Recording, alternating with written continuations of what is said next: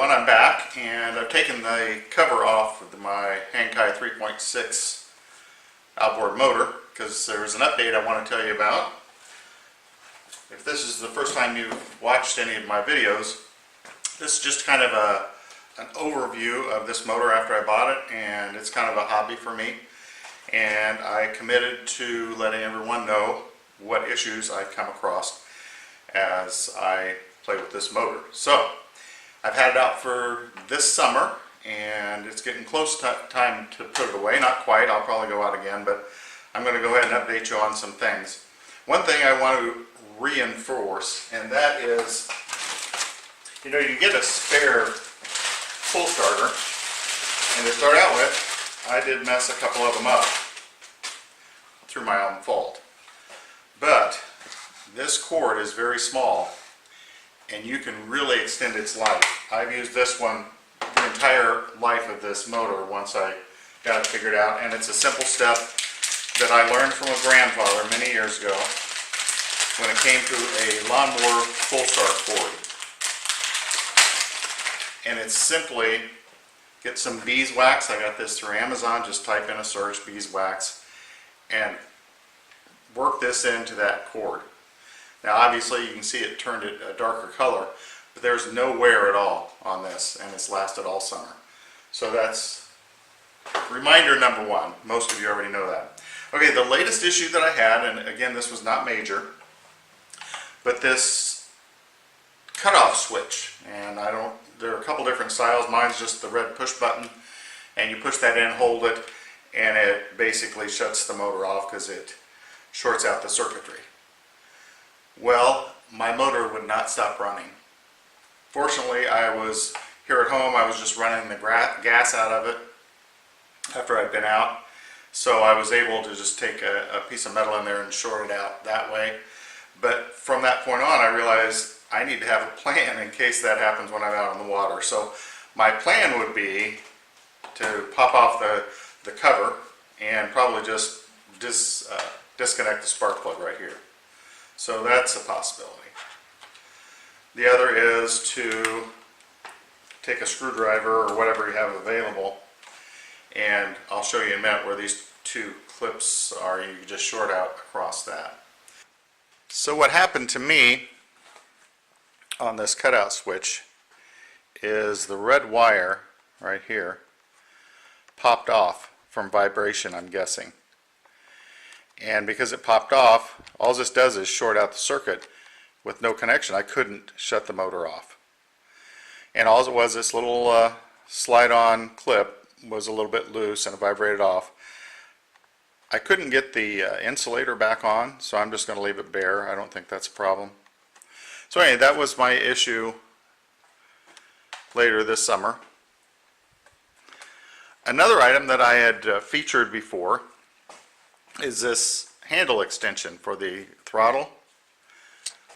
Some of you may recall that when I put this handle extension on, it was like only $19.95 at Amazon, that I was really happy with it, but it was too large for the throttle handle on the motor.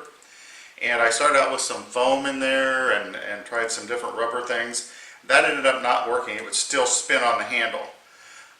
What did work is basically I took some wood shims and made it for the right thickness, and I think on 2 or 3 sides I just slid in those wooden shims, and then I could tighten this down enough that now I don't have a problem with that. The handle does control the throttle completely and it does not slip. So that's another update. At one point I covered that the water coolant comes out of an exhaust port here, but I was interested in finding out where does it get the water to run through, and I believe I've found it. So this is something you want to make sure it doesn't get clogged, and you can see right by, this is well, obviously the propeller.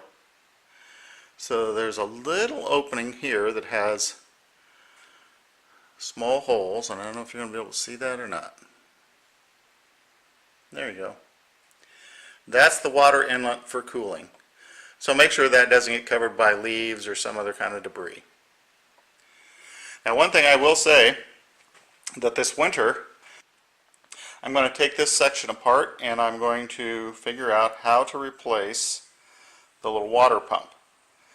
Now I'm imagining that that is setting right in here, and there's a shaft that comes down that turns the gears for the propeller, and it just sits right on it, probably right in that area, and that's where it's grabbing the water and then pumping it up to the motor. So stay tuned and I'll make that video. I don't need to replace the water pump, but it'll give me something fun to do this winter.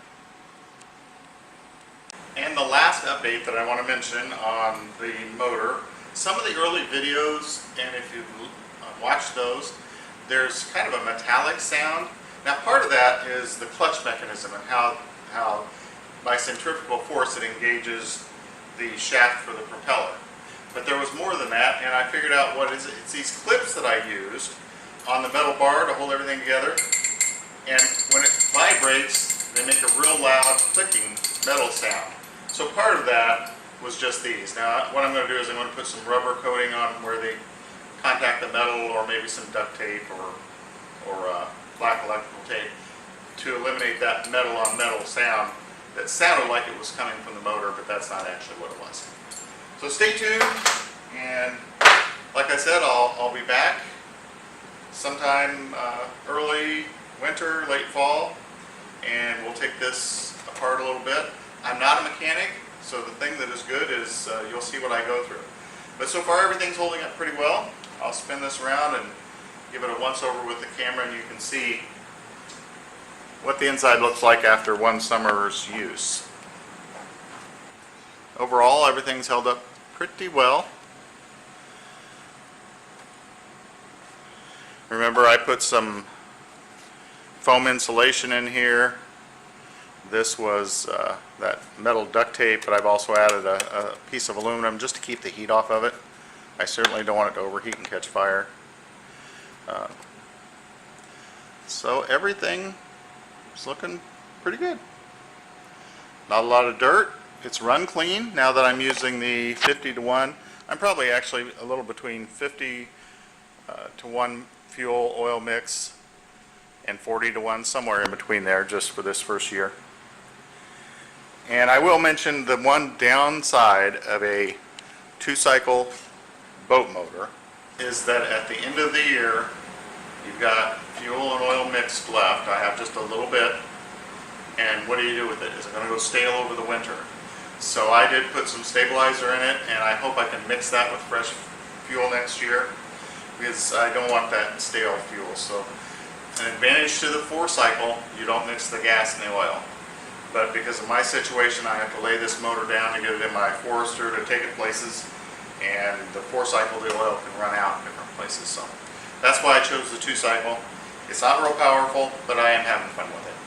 If this is the first video you've watched of mine on this Hangkai 3.6 horsepower outboard motor, do a search on YouTube.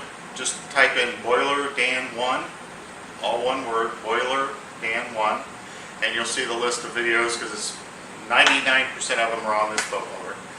And consider subscribing. That way you'll know when I send out a new video on it, you'll get it automatically.